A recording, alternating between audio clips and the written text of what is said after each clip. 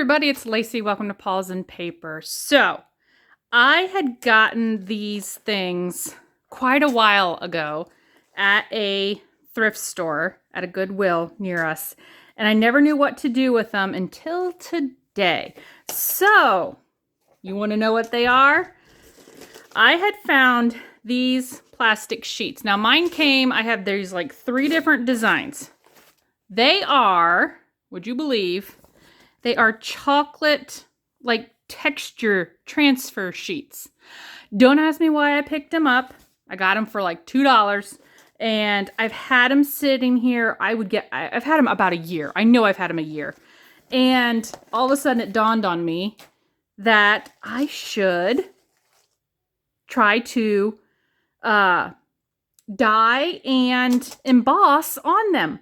So I knew I would use them sometime because you're in the craft store or thrift store or whatever, and you're like, oh, I need this because someday I will use it for an art supply. So I'm going to show you what I did. Okay, so supplies. I am actually using these watercolors. This is what they are. Obviously, you can get them at Hobby Lobby. I did not get mine at Hobby Lobby. I found mine at a flea market, and I think the guy gave them to me for like 50 cents. And they're almost like paint. They come out like a liquid paint, like an acrylic paint, but they are watercolors. So I'm using that. I've just got a clear container of water for rinsing, and I've got a mix of just coffee because I was coffee dyeing on one side, and I got a spray bottle with just plain water. And I've also got some plain white, this is just copy paper. Just, I think mine's like 20 pound, whatever just normal copy paper is. Nothing heavy, nothing special. Okay, so here's what I was doing. This first texture, I hope you can see it. It is deep. Now, I don't know if you can see on camera very well, but there are indentations in this, okay? Remember, it's meant for chocolate, so it's meant to make designs on chocolate. So here's what I've been doing. I've been playing around with all different kinds of colors, and I think let's try, and this is no rhyme or reason here. This is pure play. This is just super fun. I was just trying to go with colors that might blend well together, so like a blue and maybe a yellow, and we'll get some green in there in between. Okay, so that's all the watercolor paint that it took. And then I just took my spray bottle, sprayed the heck out of it.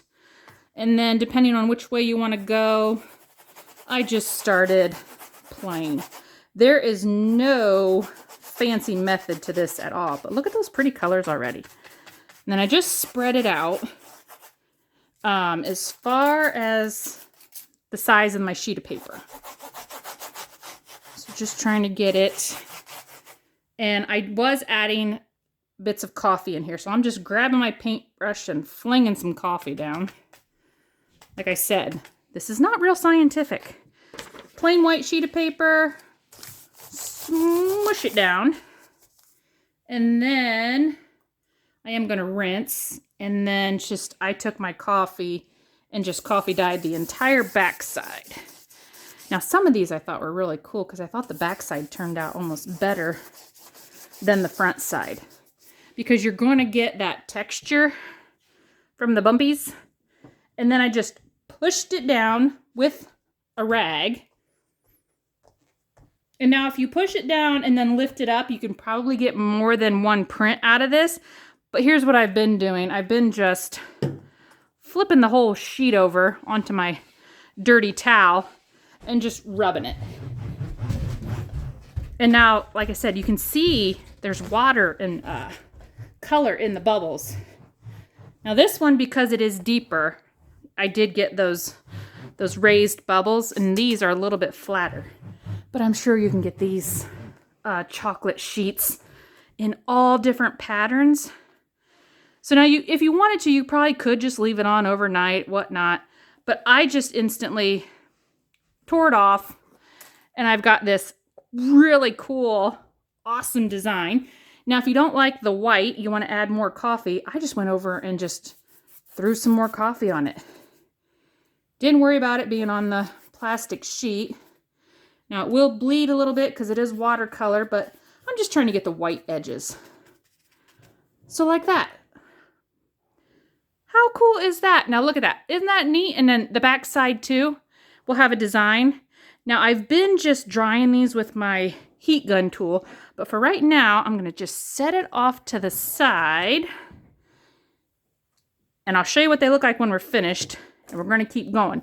Now, if you want, there is still some paint on here because I'm using the watercolors. I was getting like 2 or 3 prints out of these. So maybe this one here, I'm just gonna rub some coffee all over it. I still got a little bit of blue and a little bit of yellow coming through. So we'll just put the coffee down this time, and now we'll just get maybe a lighter shades of color. But I mean, isn't this just cool? I've always, you know, like I love the embossing folders, but they don't come in full sheets, or the one I have, it's not a full sheet embosser. I can only emboss small little pieces. So this here, I think, is just really cool that I can emboss big sheets of paper with chocolate decorative plastic sheets, whatever these are. Now, I did not go and look on Amazon or anything to see like if you can get these in different designs. I am sure you can. So this one here, we just got a real bright piece of color right there in the corner. But how cool. And then when it dries, you can feel the little bit of texture from it. Super cool, right? How cool is that? Okay, off to the side. And then cleanup is super simple. These are just plastic, and watercolor just wipes right up. Simple as that. All right, the next one I have, this one's like a kind of like a cool swirly design. Now I am using, there's like a little bit of a raised side, and then this is like a flatter side. I'm using the raised side up. So how about, let's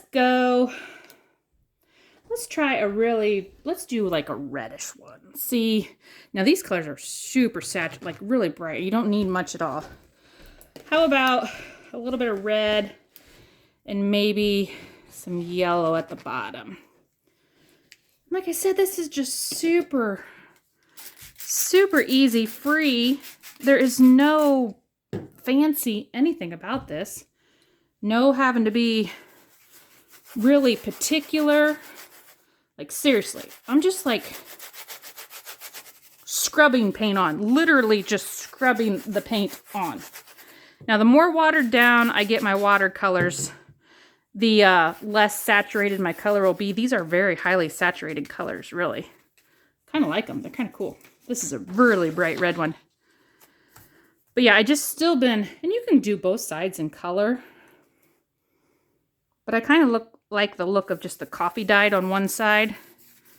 And like I said, some of them that are dried, this side, the reverse side, is actually kind of cooler than the raised embossed side. Okay, simple, flip it over and push it down. That's actually what is embossing it. And it doesn't take much. Like I said, you could probably leave these sit overnight and dry, but you could do a whole bunch of them too. Because I really don't need a lot of force to get the design to come through on these sheets. Super cool. Look at that one. I love the swirly design one. So cool. And then even the back side is cool. And now the back side is what has the raised bumps on it. And this side has the indentations. I don't know how to explain that very well, but that's what it looks like. And then if you don't like the white spots, I'm just going back. Throw some more coffee on it. And there we go. All right. And then I was doing some just plain coffee dyed, which turned out cool too. But like endless possibilities here. So there's that one, the swirly one. Then the last one I have is kind of like this. Almost looks like basket weave to me. So then I was thinking maybe let's try one with just like, I did like 4 corners here. So should we do just a really grungy one? I do have some brown. I didn't try the brown with the coffee. So maybe some brown. Make it darker than the actual coffee. So there's my watercolor. Yeah, this is probably gonna look just like coffee, except maybe a little bit darker. Now it really does kind of look like chocolate. Okay, and then let's just throw some coffee down in the middle. Yeah, it's pretty much all the same. Maybe let's darken up. Let's use, what is this? Oh, that's like gray. I was gonna think ivory black. Ooh, let's try just a dab of black. Do something really grungy. Come out, paint. There we go.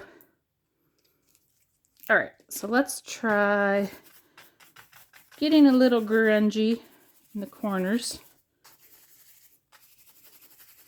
Now, hopefully, I'm fairly close to just getting this in my 4 corners. Get a little bit more water on here. When all else fails, just add more water. All right, so now let's just coffee dye the whole back. I bet these sheets, I can't imagine them being super expensive. I don't know. Like I said, I didn't look them up. So yeah, you guys are going to have to let me know if you actually have done this before. I have not seen anybody use plastic chocolate sheets for embossing, but you know, there's a million videos out there. And the more you rub, the more the paint and water and coffee sinks into your paper, and the more embossed texture you get. Probably look cool too to do it like more than once. Like do it, let it dry, and then do it again. Oh, we got a big grungy blob there. Check that out. That's going to be cool when that dries. It's going to look, how cool is that? I mean, that one looks really vintagey. All right, I'm going to show you some dry ones. Okay, and here I am back with some finished results. So here is one we did. Now, this is the reddish and yellow one. Now, you can see like the raised back. I don't know if you can see it. It picks up on camera fairly well. See, now you get this wonderful like embossed texture. And then just really cool pages. Here's one I did, a real pretty yellow. This just to me is like springtime. It's playing around with some different colors. The real dark, I mean, you can go dark or light as you want. The back sides are just all coffee dyed. Aren't they just cool? This one here has a really cool, this is that real deep one, has a real cool bumpy textures on it. This I did same colors, I just diluted it even more as this one, and then I got the lighter colors. So the more you stamp them out, whatever, you get lighter colors. There's pretty blues and greens. Makes me think of the ocean. Here's that green one, a really cool green one with that swirlies. Looks like a cool nature one. Here's another cool green one I did. So I mean, just endless possibilities for these. Here's another one I tried to do with just 4 corners. So when you actually like put it in a journal, fold the page up, it would look like that. Got something to feel, something to look at. Super cool, right? Here's another pretty, I did a bunch of blues and greens. It kind of makes me think of the ocean and whatnot. This just has a real dark color in this corner. And then here's some that are just plain coffee dyed.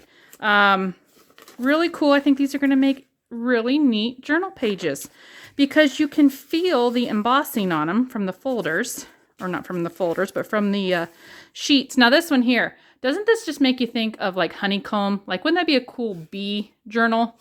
Super cool. And you know, you don't have to use them as journal pages. You could, you know, just have these and start tearing off pieces, and they would make cool pieces for clusters and things like that. So to use like in different mixed media and whatnot, just makes a really cool paper. Here's one that's really grungy. Got some real, I used some of the black watercolor. And here's that last one we did with the dark brown, putting the brown in the corners. So you can see what a cool grungy effect that gives. It really kind of sinks into the to the corners there. It's got a real dark spot there. But how neat is that going to look if I turn that into a journal page? So I hope you guys like this idea. Hopefully it's something you've never tried before. So let me know if you can find these or if you give it a try. Just chocolate sheets. Not chocolate sheets, but chocolate baking sheets. Textured design transfer sheet. That's what they're called. That's what mine are called anyway. I have no idea if they even still make that, but yeah. So I hope you guys enjoyed this video. Go get your paws dirty and get crafty, and I will see you guys later. Bye.